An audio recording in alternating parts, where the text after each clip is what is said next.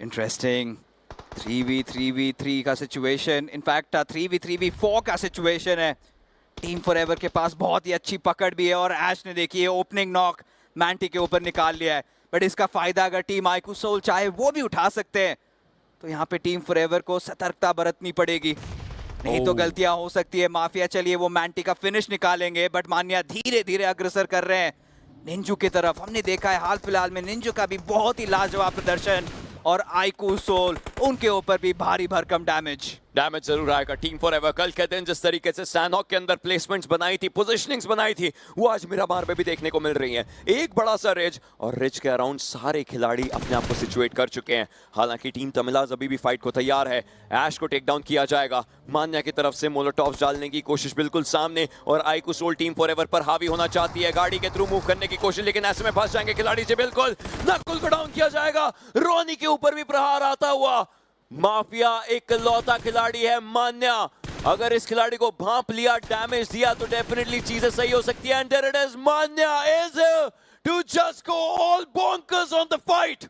IGL ने clutch निकाला और इसी की आवश्यकता थी टीम आईक्यू सोल को, बट मुश्किलें यहाँ पे खत्म नहीं हुई। दस्तक देते हुए टीम तमिलास के खिलाड़ी दो छोर से दो अलग एंगल से वो पुश करना चाहेंगे, और मान्या किसी भी हाल में सिचुएशन को डिफेंड करना पसंद करेंगे। जल्द से जल्द टाइम बाय करना पड़ेगा, बट सवाल ये है कि टाइम बचते हुए क्या वो करके दिखा पाएंगे। मैक्सी बिल्कुल सही टाइम पर आ जरूर गए थे, लेकिन वो आगे नहीं गए। अगर जाते तो वो भी एक फिनिश मिल सकता था। नकुल को खत्म किया जाएगा। मिस्टर आईजीएल मैक्सी को पूरा सपोर्ट करते हुए आगे मूव करने के लिए। आईक्यू सोल के लिए इंपॉर्टेंट फाइट, मान्या थी आईजीएल उनके लिए इंपॉर्टेंट फाइट, लेकिन दो अलग अलग डायरेक्शंस। एंड ऐसे में टेक डाउन करने की कोशिश, सन ग्रेनेड काम ना आया, लेकिन टीम तमिलास गोरी पे कोई रोक टोक नहीं है। फिर से एक लाजवाब नॉक निकाला, और सरकार के ऊपर देखिए रोनी का प्रेशर। पंख के ऊपर शॉट्स पड़े हैं साइड लाइन से। आईक्यू सोल 100 में गॉडलाइक पंख को लेकर के जाएंगे। अब जॉनथन को रिवाइवल देना है, जॉनथन को फाइट्स लेनी है। काना का वो जो फिनिश है वो मिल जाएगा। रोनी का ग्रेनेड सरकार को लेकर के जाता हुआ, मतलब वन ब्लेड वो भी खत्म हो चुकी है। सामने से बहुत ज्यादा प्रेशर हो सकता है, ये ग्रेनेड ऑलमोस्ट लग सकता था, लेकिन अब सर्कल में जाना एक चुनौती, मूवमेंट करना एक चुनौती। इन सब चुनौतियों के बीच में हीरो एक्सट्रीम गॉडलाइक अभी भी जारी है, but Ronnie with the grenade, क्या ये सही से को हुआ है? एकदम सामने आएगा, बट पंख शायद अभी के लिए हील लगा जरूर लेंगे, लेकिन रोनी को पता है सामने से प्लेयर्स है, एक प्लेयर को पिक किया जाएगा, और अब बचे सिर्फ और सिर्फ हीरो एक्सट्रीम गॉडलाइक के जॉनथन। मुझे लगा कि यहाँ पे किसी तरीके से रोनी को वो पंख का फ्रैग मिल जाएगा, बट नकुल ने बट काश अब यहाँ पर रेवरेंट के शेर कुछ ऐसा कर जाएं जिसको कोई भी उम्मीद नहीं कर रहा हो। Flock with that SCARL, he got nice knock, Troy को गेम से बाहर निकाला, और ये फाइट और ज्यादा दिलचस्प होती जा रही है। वहीं पे Somraj with that grenade, he got hulk out. Raven एक बहुत बड़े, एक इंपॉर्टेंट खिलाड़ी है, पिलर है इस टीम के, और ऐसा प्लेयर अगर सफर खत्म करता है राउंड गेम में, मुश्किल हो जाएगा के लिए। देखिए अटैक तो होने वाला था रेवनेंट पे, बट शिकार खुद ही बन गए एनटीटी के खिलाड़ी। अब देखते हैं रेवन ई स्पोर्ट्स हल की बात करें, बहुत ही एक डिपेंडेबल प्लेयर है। इन्होंने हमें दिखाया था हाल फिलहाल के ऑफिशियल टूर्नामेंट्स के अंदर भी, और सैम इनको भी अपने आप को प्रूव करना है। एक के बाद एक ठिकाने लगा रहे खिलाड़ियों को, but Mac he clutches it out, और 5 फिनिशेस के साथ 8-bit they are selling through. इतने सारे पॉइंट्स इन्होंने बरामद किए, और बचे हैं हमारी आखिरी 2 टीम्स, वशिष्ठा ई स्पोर्ट्स बनाम team 8-bit। It's a 3v2 situation. 8-bit minute 1 से इन्होंने अपना एग्रेशन को ही अपना हुसूल बना रखा है, और हम बात ही कर रहे थे, चुप गई बात, आदित्य ने ग्रेनेड से और मामला अपने फेवर में कन्वर्ट कर लिया। Versus expert, they have to fall back. अकेले प्लेयर जो मौजूद है वो कब तक खैर मनाएंगे इस ओपन हे शैक के अंदर, कहीं ना कहीं प्रोन कर होल्ड करेंगे, बट अपोलो ने यहाँ पे शॉट से जरूर चालू किया, बकायदा एक नॉक भी निकाला यहाँ पर।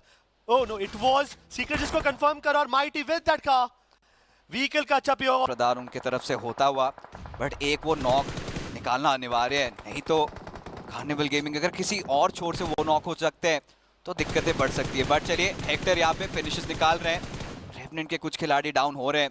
फ्रॉम द साइडलाइन स्लग काफी अड़चने पैदा कर रहे हैं टीम रेवनेंट के लिए। हाँ, 6 टीमें 14 प्लेयर वहीं पर एक ओपी गेम को काफी देर से जो बैठी थी, उन्होंने फाइनली जवाब देना चालू किया। ग्लोबल ई-स्पोर्ट्स के प्लेयर यहाँ पर नॉक देखेंगे, एक ओपी की भी कहानी यहाँ पे खत्म, और बाकी प्लेयर्स फाइनली कार्निवल ने स्टेप इन करा और शिकार करना चालू किया है। S power goblin they are going all out, और वहीं पर आईजीएल हेक्टर ने भी शस्त्र उठाए हैं और शास्त्रों का ज्ञान देते हुए दिख रहे हैं बाकियों को।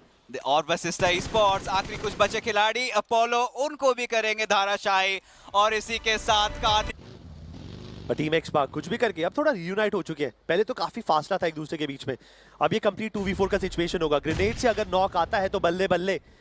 One a team X park, they have to pull off something miraculous, और जिसका डर था वही हुआ। जो ग्रेनेड मुझे टीम एक्स पार्क की तरफ से चाहिए था, टीम फॉरएवर ने यहाँ पर पुल ऑफ कर दिया है। ये 4v2 का सिचुएशन सोच समझ के खेल रहे हैं, उनको उनके ना हर एक सेकंड का लाभ उठाते हुए चल रहे हैं। और यहाँ पे लुमड़ी की चाल चल रहे हैं। फाइनली उनको मौका मिल चुका है और मुआयना भी कर लिया ऐश ने। प्रीटी श्योर स्प्रे गॉड की पोजीशन के बारे में वाकिफ होंगे, अगर तब नहीं थे तो अब हो चुके। बट स्प्रे गॉड देखिए बेबाक अंदाज के साथ फिर भी वो फाइट आउट करने की कोशिश थी। ओमेगा ने स्प्रे गॉड को खत्म किया, बट अभी भी एक खिलाड़ी बाकी है, गॉड्स रेन के आलतू। पिछली बार हमने देखा था 28 फर्स्ट एड्स थे, बट फिनिश पॉइंट्स देखिए एक्सपार के 26 निकाले, पोजीशन पॉइंट्स भी है, 30 बॉम्बर तो तय है। मतलब फर्स्ट एड घिस घिस के ये प्लेयर अपनी टीम को सेकंड पे ले आया। और जबकि इस टीम की जो शुरुआत हुई थी इस मैचअप के अंदर बहुत ही अनफॉर्चुनेट रही। प्लेयर्स एक क्रॉस फायर में पिक ऑफ हुए, लेट रोटेशन करते, बाकी के प्लेयर जेपरडाइज हुए। आल्टू के पास कुछ बचा नहीं था, बट इस प्लेयर ने कुछ भी करके अपनी टीम को डिसेंट पॉइंट कमा के दिए। मेरे ख्याल से फिनिशेस भी एक आधा है उनके पास, 6 पॉइंट्स उनको मिलेंगे। आई थिंक सेकंड आने के 6 पॉइंट है और एक डिसेंट स्कोर वो रख पाएंगे। मैं खुश नहीं हूँ, बट जब आखिरी में मजबूरी है तो मजबूरी में तो करना ही पड़ेगा। जी हाँ, आई थिंक गॉड्स रेन के लिए बहुत इंपॉर्टेंट मैच था। और स्टार्टिंग में जिस तरीके से शुरुआत हुई थी, डेफिनेटली डर हमें भी लग रहा था कि ये टीम अगर यहाँ पे अच्छा परफॉर्म नहीं कर सकती, असुविधाएं हो सकती है।